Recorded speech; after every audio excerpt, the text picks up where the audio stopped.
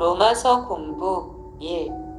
바울의 자기소개를 통해 배우게 되는 교훈. 성경 말씀입니다. 예수 그리스도의 종 바울은 사도로 부르심을 받아 하나님의 복음을 위하여 택정함을 입었으니 롬 1:1.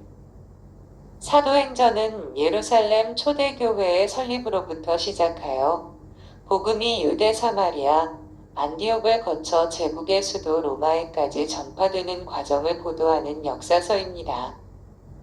그리고 이에 이어지는 로마서에서 유다서까지의 21권은 예수 그리스도를 통한 성도의 구원 원리와 성도의 현실 생활에서 이러한 원리의 실천적 적용에 대하여 직접적인 교훈을 주고 있는 서신서입니다. 로마서가 서신서의 가장 앞에 배치된 것은 본서의 내용이 서신서 전체를 대표할 수 있을 만큼 그 내용이 가장 포괄적이며 기독교 신앙의 가장 중요한 내용을 보이고 있기 때문이라 할 수 있겠습니다.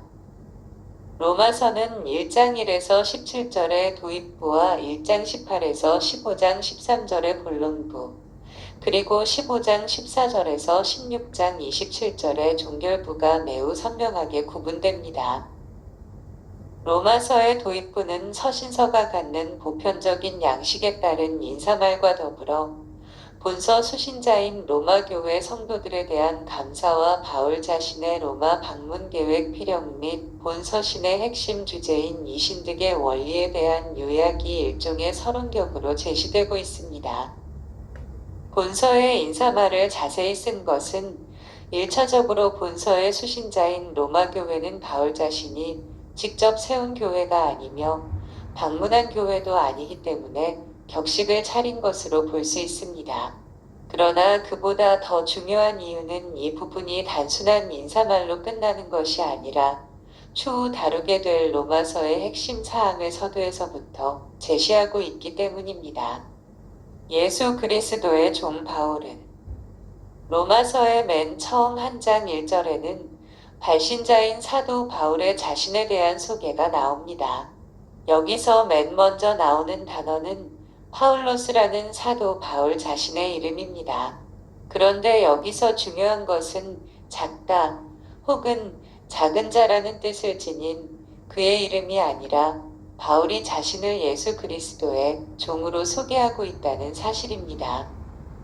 종에 해당하는 둘로스의 기본적인 의미는 노예인데 이는 오직 주인의 명령에 따라 움직일 뿐 자신의 의사는 전혀 내세울 수 없는 신분입니다. 그러나 바울은 자신이 예수 그리스도의 종이라는 사실을 매우 영광스럽게 생각했으며 그러했기에 이 사실을 로마서 서두에서부터 밝히고 있습니다. 바울은 자신이 예수 그리스도의 노예로 살 수 있게 된 것을 이 세상의 어떤 지위나 명예보다도 귀하게 생각한 것입니다. 이는 헬라인들이 둘로스에 대해 가지고 있던 관점과는 완전히 다른 것이었습니다. 헬라인들은 노예의 지위에 대해 오직 반감과 모욕만을 느꼈는데 그 이유는 종이 된다는 것은 자신의 자율성의 파기와 함께 다른 사람의 뜻에 자신의 의지를 온전히 복종시키는 것을 의미했기 때문입니다. 바울이 이러한 종이란 단어를 사용한 데에는 적어도 두 가지 사상적 배경을 가지고 있습니다. 1. 주라는 말, 즉 퀴리오스의 반대어로 종으로서의 철저한 책무를 의미한다는 점입니다. 그는 예수를 자신의 퀴리오스로 인정한다는 측면에서 둘로스란 표현을 사용하였습니다. 퀴리오스는 사람이라든지 물건 등에 대한 확실한 소유권자를 의미하는 말이므로 바울이 예수를 퀴리오스라 인정하는 것은 자기 자신이 그분의 소유임을 고백적으로 나타낸 것이라 할 수 있습니다. 그는 예수님을 만난 이후부터 자신에 대한 소유권이 더 이상 자기에게 있지 않고 전적으로 그분에게 있음을 인정하였습니다. 그에게 있어서 둘로스가 가지는 의미는 자신을 죄에서 구원하신 그리스도 예수에 대한 순수한 사랑에서 기인한 자발적 책무였습니다. 신명기 15장 16, 17절은 주인을 사랑하여 자발적으로 종이 된 사람에 대한 규례가 나옵니다. 바울 사도는 이처럼 순로 기꺼이 종이 되었던 것입니다. 주님의 은혜에 감격하고 감사하고 사랑하고 존경하였기 때문입니다.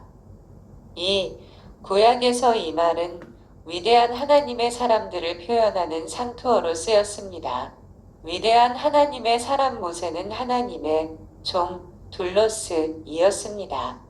여호수아 또한 하나님의 둘로스였고 이것은 하나님의 선지자들을 다른 사람들과 구분시키는 가장 영광스러운 호칭이기도 하였습니다. 바울이 자신을 예수 그리스도의 종이라고 말한 데에는 자신도 이와 같은 구약의 인물들과 마찬가지로 하나님의 일꾼임을 자랑스럽게 여긴다는 의미가 함축되어 있습니다. 교훈.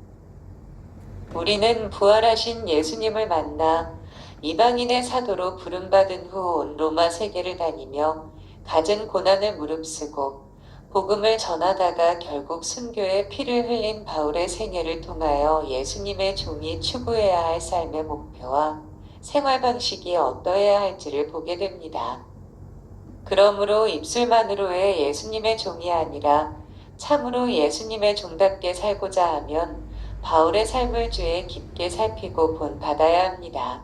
그는 종의 도를 아는 사람이었고 우리에게 주인 되신 그리스도를 따르는 종으로서의 삶을 직접 온몸으로 보인 모델이기 때문입니다.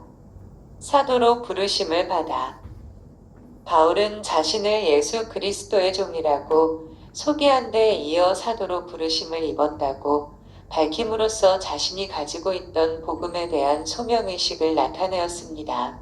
복음에 대한 바울의 소명의식은 사도란 표현에서 잘 보여집니다. 사도는 누구로부터 보냄받은 자라는 의미입니다. 이처럼 이 단어는 자의로 떠나는 것이 아니라 어떤 존재로부터 임무를 받아 파송받은 자를 가리킵니다. 이때 파송받은 자는 보낸 자의 권위를 가지고 가게 됩니다. 그런데 바울에게 권위를 주어 복음 전도자로 보내진 분은 바로 예수 그리스도이십니다. 바울은 다메섹으로 가는 도중에 예수님을 만나 그분으로부터 이방인의 사도로 부름받게 된 것입니다.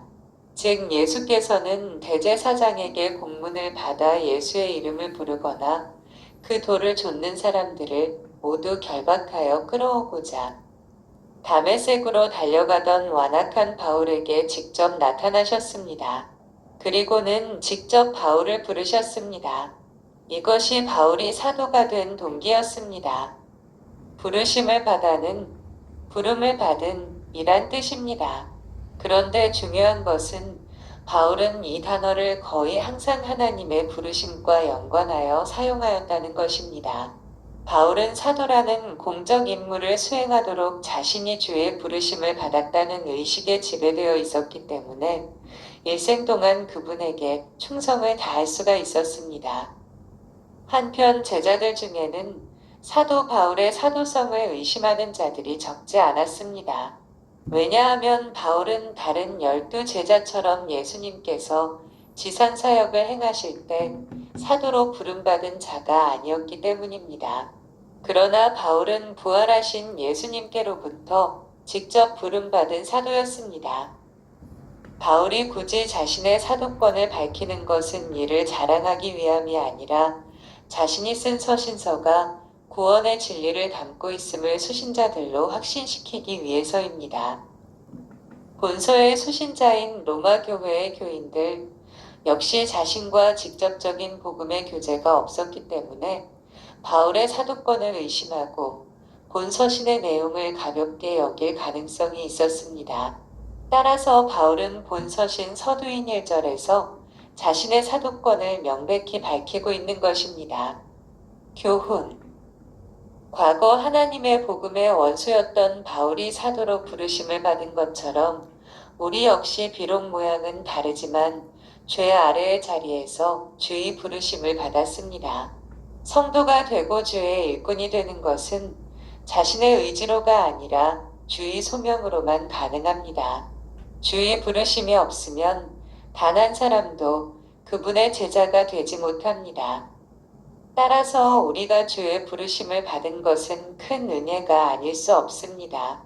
이러한 은혜를 받은 우리는 언제든지 주께서 자신을 불러 구원하신 사실을 유념하고 바울처럼 자신의 인생을 자기가 무엇을 하고 싶은지가 아니라 하나님께서 나에게 무엇을 하라고 하시는가에 따라 하나님께 온전히 드려야 할 것입니다. 하나님의 복음을 위하여. 앞서 바울은 자신을 예수 그리스도의 종으로 규정한 바 있습니다. 따라서 예수 그리스도의 복음이라고 표현할 것이 자연스러울 텐데 본문에서는 오히려 하나님의 복음이란 표현을 사용하고 있습니다. 이는 예수 그리스도가 바로 하나님이란 사실을 전달하기 위한 의도적인 표현으로 볼 수 있습니다. 뿐만 아니라 절대 권위를 지니신 하나님을 거론함으로써 본 서신을 접하는 독자들에게 자신이 전하는 복음이 바로 하나님의 복음임을 강조하기 위한 목적도 있었을 것입니다. 즉 바울은 하나님의 소유임을 명확히 함으로써 복음의 중요성을 부각시키고 있는 것입니다. 이는 이 복음에 대한 핵심 내용이 1절에 이어지는 2에서 4절에서 제시되고 있는 데서도 잘 보여집니다. 한편 복음은 좋다와 소식이란 뜻의 단어에서 유래하여 좋은 소식이란 의미를 지닙니다. 죄로 인해 영원히 멸망받을 비참한 운명을 지닌 인간에게 있어 메시아 예수님께서 오셔서 우리의 모든 죄를 대속하심으로 말미암아 그를 믿는 자는 아무런 조건 없이 누구든지 영원한 구원에 동참할 수 있게 되었다는 이 소식보다 더 기쁜 소식이 어디 있을까요? 택정함을 입었으니. 택정함은 문법상 구별되어진, 분리된, 따로 놓인 이란 의미입니다. 신약에서 이 단어는 언제든지 구별과 관련된 용례로 쓰입니다. 그리고 이 개념이 바울에게 있어서는 결정하다, 임명하다라는 의미와 일치합니다. 특별히 바울의 생애에 있어서 이 단어가 본절 외에도 사도행전 13장 2절과 세미콜론 갈라디아서 1장 15절에서도 발견됩니다.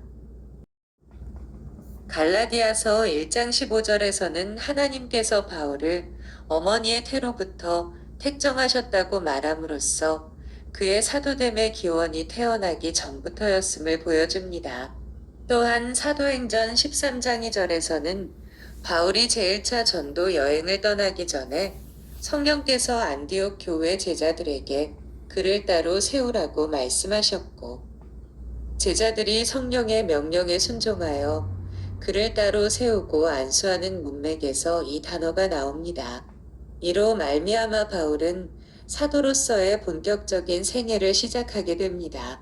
즉 안디옥에서의 성령의 명령은 그의 사도직의 권위를 세워주는 근거가 되었습니다. 한편 택정함을 입었다. 말은 완료 시제입니다. 이러한 시제는 바울이 자신의 사도로서의 선별이 이미 과거로부터 이루어져 지금까지 계속되고 있는 일로서 하나님의 불변하는 예정에 근거되었음을 암시합니다. 하나님께서 그를 구별하신 목적은 복음, 즉 복음을 위해서였습니다. 이를 알기에 바울은 좋은 소식을 전하는 특별한 목적을 위해 자신을 완전히 바칠 수 있었던 것입니다. 감사합니다.